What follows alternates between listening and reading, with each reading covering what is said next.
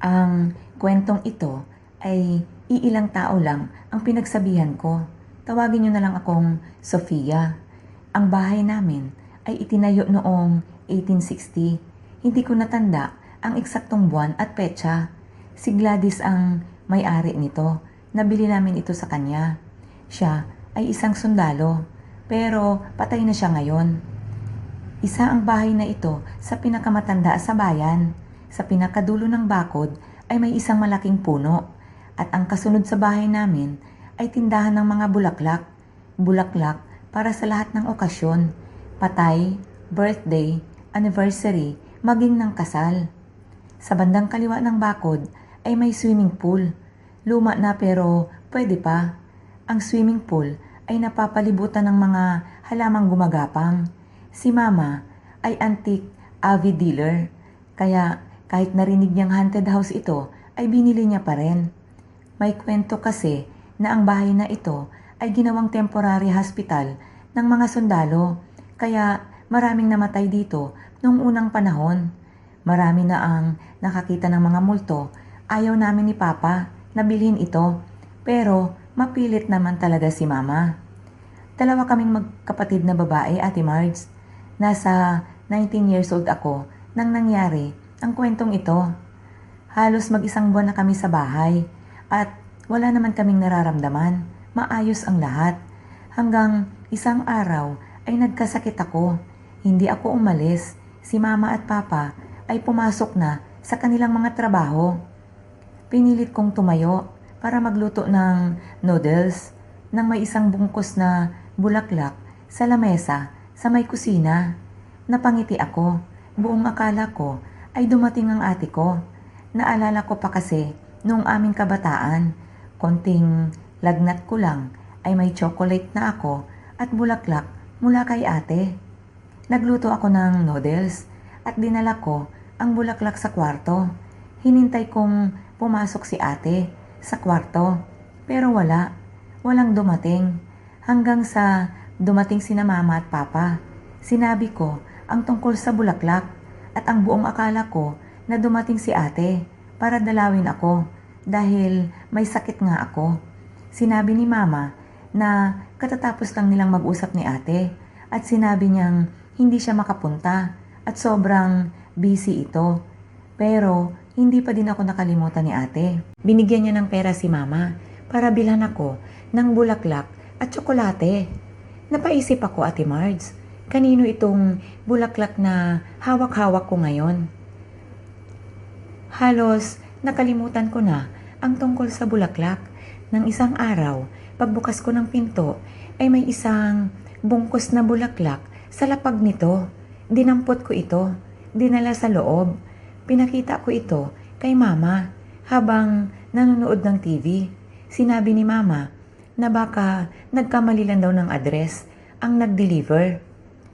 Nagkamali ng address? Tanong ko sa sarili ko. Hindi ako naniniwala. Iba ang nararamdaman ko. Parang may mali. Araw ng Biyernes, habang ako ay naglalaba, amoy ng isang napakabangong bulaklak ang umaalingasaw sa laundry area namin. Tumayo ako. Pumunta ako sa kusina. Ganun din. Tumakbo ako sa kwarto. Ganun din. Ang buong kabahayan ay nangangamoy ng bulaklak. Sakto namang dumating si Mama. Sinalubong ko ito sa garahe at sinabi kong bilisan at amoy bulaklak ang buong kabahayan. Nagmadali ito at sinabi niyang wala siyang naaamoy. Napaisip tuloy ako na baka nababaliw na ako. Unang bulaklak, ngayon ay amoy ng bulaklak. Wala naman akong nakikitang multo. Hanggang isang gabi, habang ako'y natutulog, naalimpungatan ako na parang may nakatayo sa tabi ko. Pagdilat ko ay meron nga. Lalaki ito at may hawak na bulaklak. Hindi ito nagsasalita. Nakatitig lang ito sa akin. All white ang suot nito. Paano itong nakapasok sa kwarto ko? Akma akong sisigaw nang bigla itong nawala. At amoy bulaklak ang pumalit. Sinabi ko ulit ito kay Mama. Kinaumagahan ay maaga pa si mama umalis para maghanap ng magtatawas o kaya ay albularyo. Habang wala si mama ay tinawagan ko ang boyfriend ko at sinimulan ko na ang kwento lahat ng nangyari. Nag-alala ito at sinabi niyang dadating siya sa sunod na linggo.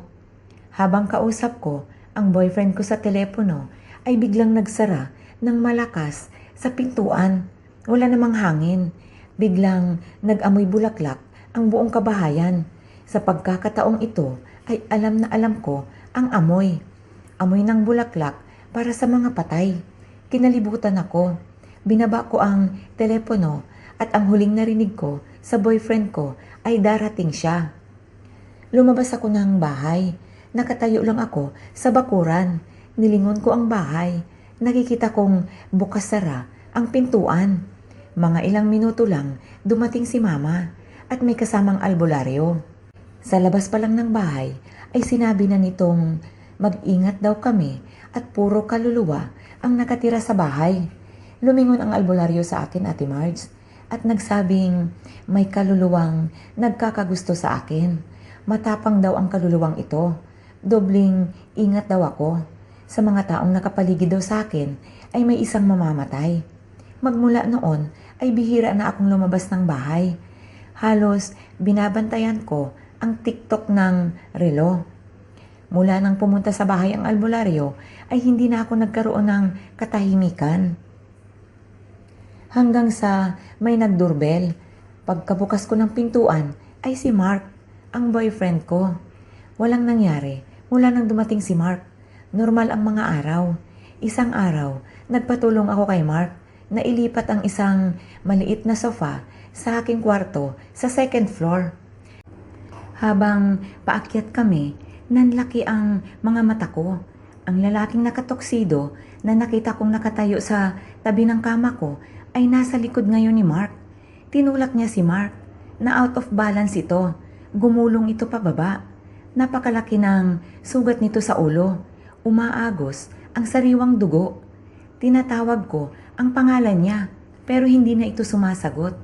Hanggang sa naamoy ko na naman ang amoy bulaklak ng patay sa paligid. Malakas akong sumigaw kay mama at nadatnan niya akong kalong-kalong ko si Mark, duguan. Dali-dali naming sinugod sa hospital hanggang sa sinabi ng nurse na ligtas ito. Nakatulog, gawa ng anesthesia. Pumasok ako sa kwarto ni Mark. Inusod ko ang upuan sa tabi ng bed niya at nakatulog din ako habang hawak ko ang mga kamay niya. Pagkagising ko, tulog pa din si Mark. May nakita akong isang bungkus ng bulaklak sa lamesa. Kinuha ko ito at tumakbo sa nurse para tanungin kung sino ang nagdala ng bulaklak. Pero lahat sila walang alam, walang nakakita. Nang lumabas si Mark sa hospital, wala na kaming inaksayang oras pa. Sama-sama kami lahat. Kumuha muna kami ng short term na matuluyan habang hinahanapan ng buyer ang aming bahay. Sa edad na 10 taon, ay ako ang taong hindi naniniwala sa multo. Naboboring kasi akong makinig. Halos pare-pareho kasi ang kwento. Minulto, inaswang, kinulam, tapos gumagaling din naman. Hanggang sa isang araw ay kinausap kami ni Papa na buong bakasyon ng 3 buwan ay sa lumang bahay kami ng boss ni Papa titira. At ito ay sa gitna ng gubat. Binigyan kasi si Papa ng 3 buwan para matapos at makabuo ng isang kwento. Writer kasi si Papa, Ate Marge. Sa unang buwan, masaya kaming lahat. May maliit na sapa sa likod ng bahay. Maraming tutubi at paro-paro.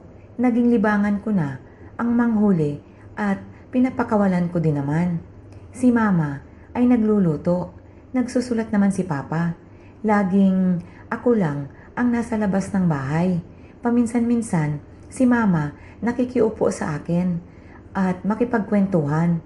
Kadalasan ay sa loob lang ito at may allergy si Mama sa balat. Lifetime nga ang gamutan nito. Kadalasan ay ako lang mag-isa. Hanggang sa last month na namin sa bundok na ito at sa lumang bahay na ito na pinahiram sa amin ng bus ni Papa.